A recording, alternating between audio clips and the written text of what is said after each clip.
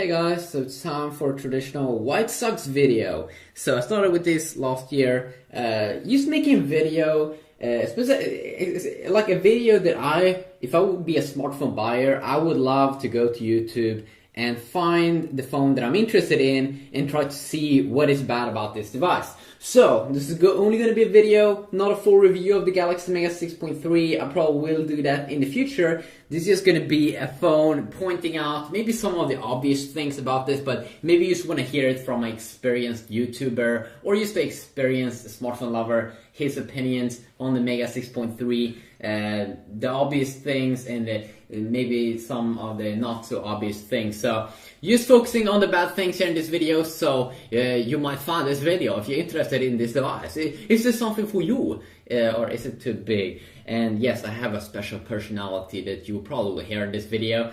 If you don't like it, you should probably change video. So the first thing here that could suck about this device is that this is a big boy. I mean, let's just zoom out. Could you see? I mean, I don't have big hands. I don't have big hands at all. But you can see how big it is. It's super big. It's insane. It's super big, okay? Let's see here. When you use this device, what you will have to do with your hand, if you don't have insanely big hands, you will have to move your hand around. Like when I'm going to the top of the phone, I have to climb up here on the back side with my fingers, and you have to kind of get used to that.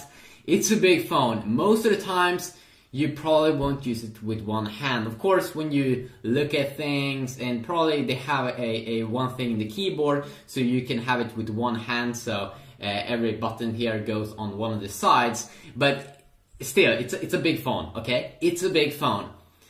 Now, I love big phones, okay? Me personally, I love big phones, but if you never used a big phone like the Galaxy Note series, no, okay, you should first check out the Note series and see if those are already too big for you. Then this is not gonna be something for you. This is big, especially when you type. You will use like two hands, okay? This is gonna be a power phone where you usually will use two hands.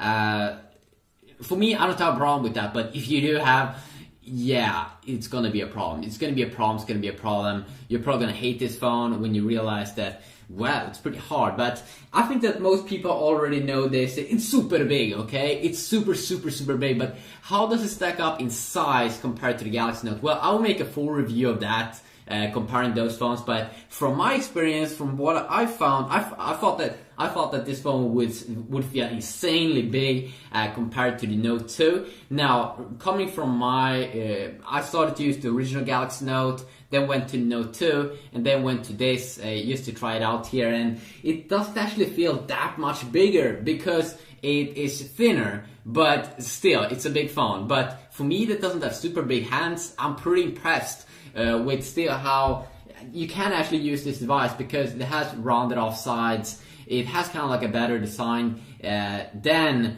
the Note 2 because of its thinner form factor and a little bit of an S4, Galaxy S4 design here, especially on the sides, which I definitely do enjoy.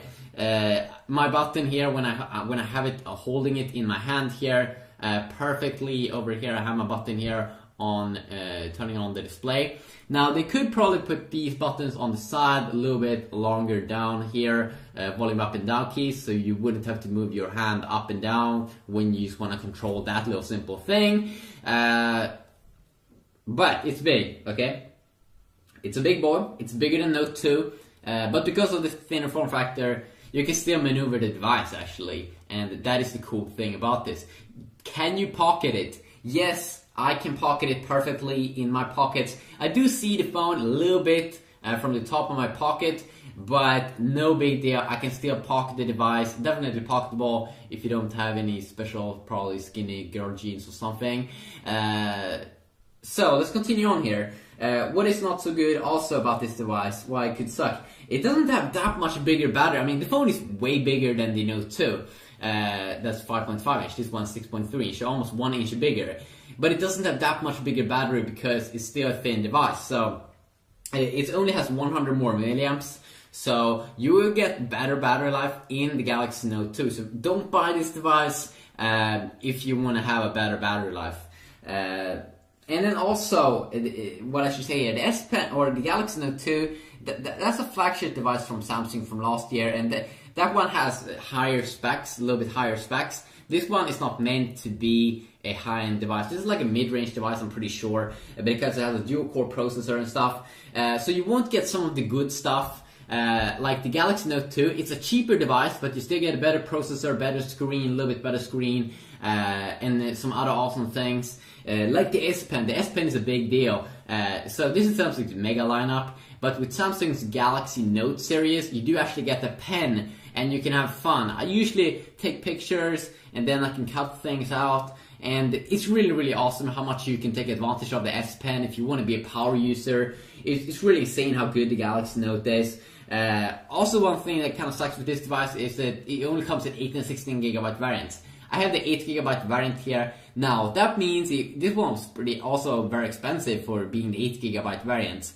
But you only get around 4 gigabytes wearable. Now, of course, when you take pictures and stuff, you do, and want to store video stuff on it, you do, of course, you can put in an SD card, like 32 to 64 gigabyte, and you can put all of that on it. But in terms of apps, you can now move some apps to the SD card, but most of the times, big games like GTA, Vice City and stuff, you won't be able to move them to the SD card, so you won't be able to have that many high-end games on this device, which do kind of sucks, especially if you do have the 8 gigabyte variant.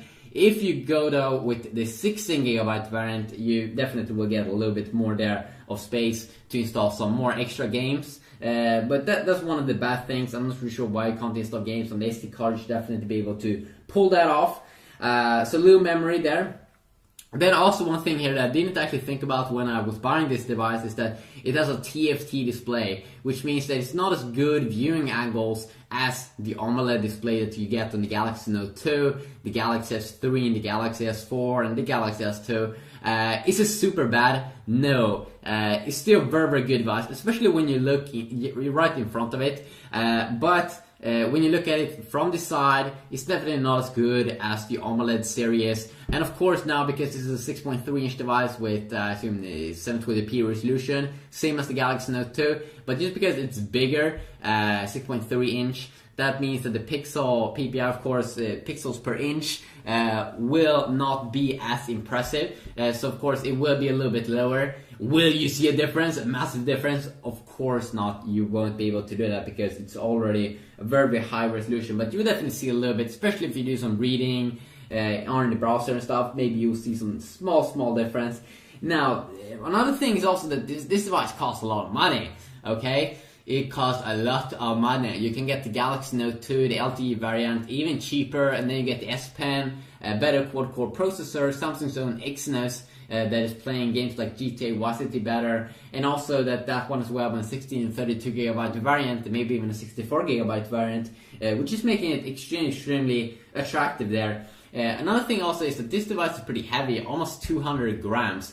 Now, I didn't really feel that of a big deal because the phone is so big in its size, only 6.3 inch, which made it feel that it doesn't actually feel heavier than the Galaxy Note 2, but it is heavier than the Galaxy Note 2. Another thing also is that you don't get as much RAM.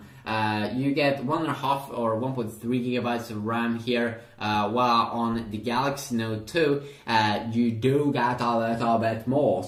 You do get around 2 gigabytes, I'm pretty sure. And one of the main things that's just better with the Note is that I'm a really big fan of the S Pen and Samsung's own feature with that. Like, if you really want to optimize the experience there, if you really want to go safe with the quad core and goodness, instead of this one has a very good processor as well. If you want to go with it's not laggy or anything, 1.7 gigahertz dual core like Qualcomm, Adreno 305 GPU. So I think that the GPU may be a little bit better than the Note 2, maybe perhaps. But the Note 2 has the Mali 400, which is Samsung's own, and has amazing support for almost every single game out there. It has amazing support. The reason why you would pick up this device and buy it And also nice 8 megapixel camera that I would check out a little bit more. Remember, this is not a full review, just a video mostly focusing on the bad things. But the main reason why you would buy this device, of course, is not because the screen is a little bit better, you have a little bit more extra there in specs, you have the pen. No, you already hear it in the name where you would pick up this device, and that is because it is the new mega lineup. People will be impressed when you're walking around with this device. It looks insane, has amazing design, it's super thin. I'll check it out a little bit more, the browser experience and other cool things you can do with this device. I mean, it really is a cool experience, and you buy this device because you want something big. You want something that no one else has. Then this is probably the perfect choice. I will leave probably the pricing and the availability of this device in the description down below, and perhaps also my full review if I pull it off here in the near future. We'll see about that. But there's a quick video. You can also mention more things if you do know any more bad things about this device in the description down below, some things that you might not enjoy. Remember, this is a niche product, it's not meant to everyone. It doesn't have the S Pen, it's a megaphone. It's for the people that like the good stuff, and I really do like the good stuff, and I can't wait to see but I also like high specs and stuff, so I can't wait to see what Samsung's going to do with the next Galaxy Note 3 that we'll probably see in a few months. Yeah, quick little video here, and of course you can take out the battery and SD card and stuff, but that is stuff that I probably will talk about in future videos where I'll probably do my full review and stuff, but we'll see about that. Hopefully you enjoyed this video. If you did, please leave a like, and if you want to leave some feedback you can do so down below, and until next time, have a great day.